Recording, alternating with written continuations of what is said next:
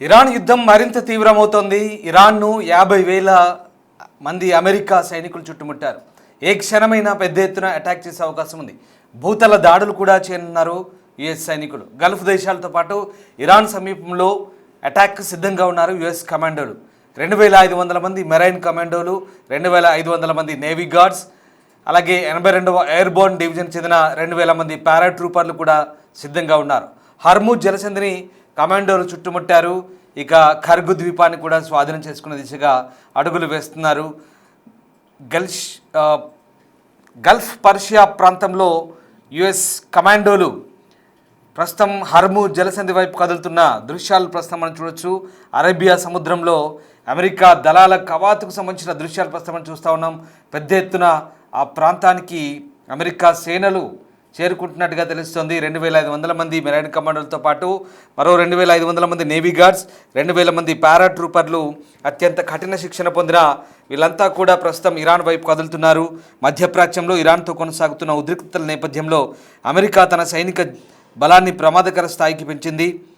ప్రస్తుతం అందుతున్న నివేదికల ప్రకారం ఆ ప్రాంతంలో 50,000 మందికి పైగా అమెరికా సైనికులు ఉన్నట్టుగా తెలుస్తోంది. ఇక ఇరాన్ యుద్ధం రోజురోజుకి కొత్త మలుపు తీసుకుంటున్నట్లు కనిపిస్తోంది. తెహ్రాన్ లొంగిపోవడానికి సుముఖంగా లేకపోవడంతో అమెరికా కూడా నిస్సహాయంగానే కనిపిస్తోంది. ఇదిలా ఉంటే మధ్యప్రాచ్యంలో అమెరికా సైనికుల సంఖ్య 50,000 దాటింది. ఇది సాధారణ సమయాలతో పోలిస్తే 10,000 ఎక్కువగానే తెలుస్తోంది. న్యూయార్క్ టైమ్స్ చెప్తున్న ప్రకారం 2,005 మంది మెరైన్లు, 2,005 మంది నావికులతో కూడిన కొత్త దళం రాక ఆ ప్రాంతంలో అమెరికా ముట్టడిని మరింత బలోపేతం చేసింది. ఏ క్షణంలోనైనా ఏదైనా జరగవచ్చని తెలుస్తోంది. ఇరాన్తో నెల రోజులుగా సాగుతున్న యుద్ధంలో అధ్యక్షుడు ట్రంప్ తన తదుపరి చర్యలపై నిర్ణయం తీసుకోబోతున్నారు. ఇందులో భాగంగా వ్యూహాత్మక ద్వీపాలను స్వాధీనం చేసుకునే ప్రణాళిక కూడా ఉన్నట్టు తెలుస్తోంది.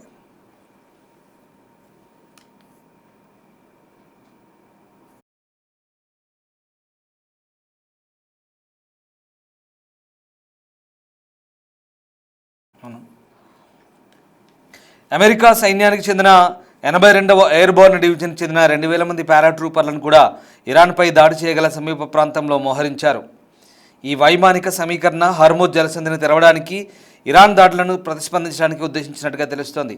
అయితే ఇరాన్ అంత పెద్ద దేశాన్ని ఆక్రమించడానికి 50,000 మంది సైనికులు చాలా తక్కువ సంఖ్య అంటూ నిపుణులు హెచ్చరిస్తున్నారు. ప్రస్తుతం అమెరికా యుద్ధ విమానాలు ఇరాన్ ప్రధాన చమురు ఎగుమతి కేంద్రమైన ఖార్గ్ ద్వీపంతో సహా 90కి పైగా సైనిక స్థావరాలపై బాంబులు వేసినట్టుగా తెలుస్తోంది. ప్రపంచ చమురులో 20% ప్రయాణించే ఈ ఇరుకైన జలమార్గం ఇరాన్ సైనిక దాడుల వల్ల చాలా వరకు దిగ్బంధించబడింది. ఈ మార్గాన్ని తిరిగి సురక్షితం చేయడానికి ట్రంప్ ప్రభుత్వం ఒక ద్వీపాన్ని లేదా భూభాగాన్ని స్వాధీనం చేసుకోవడానికి ప్రయత్నించవచ్చు.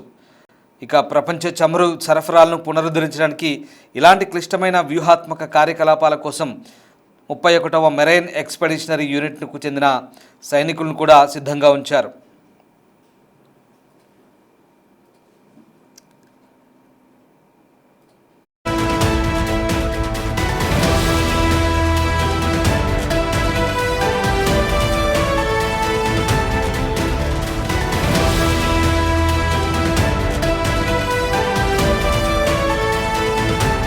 పెంటగాన్ ఇటీవల 2,000 మంది పారాట్రూపర్లను మధ్యప్రాచ్యానికి పంపింది.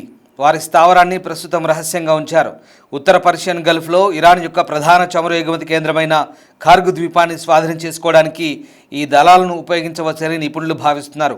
మెరైన్లతో కలిసి ఈ పారాట్రూపర్లు భారీ భూతల కార్యకలాపాలను నిర్వహించి ఇరాన్ ఆర్థిక వెన్నెముకను దెబ్బతీయగలననే విశ్వాసాన్ని అమెరికా దళాలు భావిస్తున్నాయి.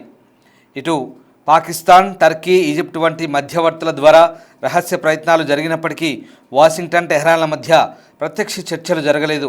ఈ సన్నాహాలు సాధారణమైనవినంటూ White House press secretary Karoline Leavitt అంటున్నారు. అధ్యక్షుడికి సాధ్యమైనన్ని ఎక్కువ ప్రత్యామ్నాయాలు అందించడానికి సిద్ధమవడం పెంటగాన్ బాధ్యత అని దీని అర్థంగా తెలుస్తుందని, అధ్యక్షుడు ఒక నిర్ణయం తీసుకున్నారని కాదని ఆమె అంటున్నారు. సో మొత్తం మీద అమెరికా దళాలు దూకుడుగా వెళ్తున్నాయి. ప్రస్తుతం మధ్యప్రాచ్యంలో కొనసాగుతున్నటువంటి ఉద్రిక్తతల నేపథ్యంలో అమెరికా దళాలు రోజుకు ఆ ప్రాంతం వైపు దూసుకెళ్తున్న సందర్భం మనకు కనబడుతూ ఉంది. ప్రధానంగా ఈ దళాలు అంటే వివాదాస్పద భూభాగాలు కానీ, లేదా హార్బర్లు కానీ, ఎయిర్పోర్ట్ల వంటి స్థలాలను లేదా ఇతరత్ర దిగ్బంధించబడినటువంటి ప్రదేశాలను విడిపించడంలో దిట్టగా పేరున్నాయి. ముఖ్యంగా 82వ ఎయిర్బార్న్ దళానికి చెందినటువంటి పారాట్రూపర్లు ప్రస్తుతం ఈ కఠినమైన శిక్షణ పొందినట్టుగా చెప్తున్నారు. ఒక్కసారి మనం ఆ దృశ్యం చూడొచ్చు. హర్ముజ్ జలసంధి వైపు కదులుతున్న యుఎస్ నేవీ కమాండోల చిత్రాలు మనకు శాటిలైట్ ఇమేజెస్ ద్వారా ప్రస్తుతం కనిపిస్తూ ఉన్నాయి. గల్ఫ్ ఆఫ్ పర్షియా ప్రాంతంలో భారీగా వీళ్ళంతా మోహరించారు. మరోవైపు ఇటు తైవాన్ నుంచి మెరైన్ కమాండోలు, అలాగే మరోవైపు నార్త్ కరోలినా నుంచి పారాట్రూపర్లు, 82 ఎయిర్బార్న్ డివిజన్ పారాట్రూపర్లు, అలాగే మరొక 2500 మంది నేవీ సీల్స్ మెడిటేరియన్ సముద్రం వైపు నుంచి గల్ఫ్ ఆఫ్ పర్షియా ప్రాంతానికి చేరుకున్నట్టుగా తెలుస్తోంది. వీళ్ళంతా కూడా వీళ్లకు మరొక 40,000 మంది, అంటే ఇప్పటికే ఆయా ప్రాంతాల్లో ఉన్నటువంటి ఇప్పటికే ఓవైపు అల్ ఉదీద్ ఎయిర్ బేస్ అయినటువంటి ఒమన్లో ఎక్కువగా 40,000 మంది అమెరికా దళాలు ఉన్నాయి. కానీ వాళ్ళంతా కూడా ప్రస్తుతం ఆయా హోటళ్లలో లేదా ఇతరత్ర సేఫ్టీ ప్లేస్లో తలదాచుకుంటున్నారు. ఇరాన్ మిసైళ్ల కారణంగా వీళ్ళంతా కూడా ప్రస్తుతం ఆయా ప్రాంతాల్లో సేఫ్గా ఉన్నారు, వాళ్ళకు రక్షణ దొరుకుతుంది. మిగతా గల్ఫ్ దేశాలు కువైట్లో, బహ్రెయిన్లో, యుఏఈలో, అలాగే సౌదీలో, ఒమన్లో, తర్వాత ఖతర్లో, అలాగే ఈ కొన్ని మధ్యప్రాచ్య దేశాలు ఇప్పటికే వీళ్ళంతా కూడా ఇటు ఇరాక్లో వీళ్ళంతా కూడా సేఫ్గా ఉన్నారు. వాళ్ళంతా కూడా ఇప్పుడు బయటకు వచ్చే అవకాశం ఉంది. మొత్తం కలిపి 50,000 మంది, అంటే ఈ గల్ఫ్ దేశాల్లో ఉన్నటువంటి ఆయా అమెరికా స్థావరాల్లో ఉన్నటువంటి 50,000 మంది, అలాగే వాళ్లకు ఈ కొత్త దళాలు యుఎస్ నుంచి వస్తున్నటువంటి పారాట్రూపర్లు కావచ్చు, నేవీ కమాండోలు కావచ్చు, వీళ్ళంతా తోడైతే కనుక వీళ్ళ ఫస్ట్ టార్గెట్ ఖార్గ్ ద్వీపాన్ని స్వాధీనం చేసుకోవడం, తద్వారా ఆ ద్వీపం నుంచి హర్ముజ్ జలసంధిని ఆపరేట్ చేయడమే వీళ్ళ ప్రధాన లక్ష్యంగా కనిపిస్తోంది. ముఖ్యంగా హర్ముజ్ జలసంధిని తెరిపించడమే ఏకైక ఎజెండాగా వీళ్ళంతా యుద్ధానికి దిగుతున్నట్టుగా తెలుస్తోంది. అయితే ఇవన్నీ కూడా పదాతి దళాలు, పారాట్రూప్స్ కావచ్చు, మిగతా ట్రూపులు కావచ్చు, ఇవన్నీ కూడా భూతల దాడులు చేసే దళాలు. మరి వీరికి ఎదుర్కొనేందుకు అటు ఇరాన్ కూడా సన్నద్ధమవుతుంది. 1,00,000 మందిని ఇరాన్ సైన్యం సిద్ధంగా ఉంచినట్టుగా హెచ్చరికలు జారీ చేస్తుంది.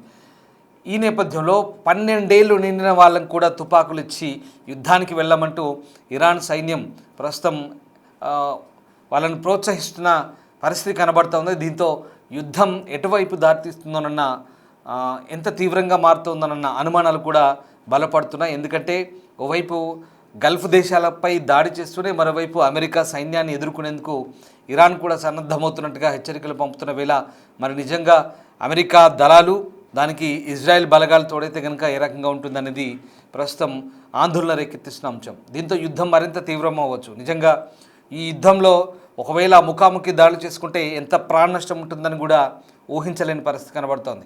ఇప్పటికే ఇరాన్ హెచ్చరిస్తోంది.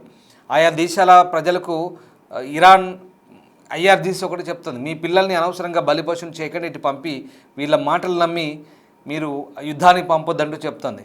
కానీ తను మాత్రం తన 12 ఏళ్ళు నిండిన పిల్లల్ని కూడా యుద్ధానికి సిద్ధమవ్వమంటూ ఇరాన్ వాళ్ళందరినీ కూడా ఓవైపు ఎంకరేజ్ చేస్తుంది.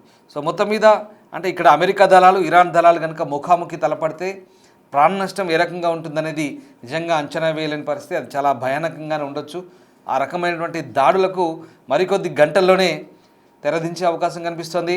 ఇప్పటికే అమెరికా దళాలు ఆ ప్రాంతం వైపు మోహరిస్తున్నాయి. యుఎస్ఎస్ ట్రిపోలి కావచ్చు, గెరార్ ఆర్ ఫోర్డ్ కావచ్చు, లేక అబ్రహం లింకన్ లాంటి నౌకలు కావచ్చు, ఇటువైపు వెళ్తున్నాయి. మరోవైపు యుద్ధంలో అటు యెమెన్ హౌతీలు కూడా జాయిన్ అయ్యారు, హెజ్బుల్లాస్ కూడా లెబనాన్ నుంచి జాయిన్ అయ్యారు. వీళ్ళంతా కూడా ఇజ్రాయెల్ వైపు విడిచిపడుతున్నారు.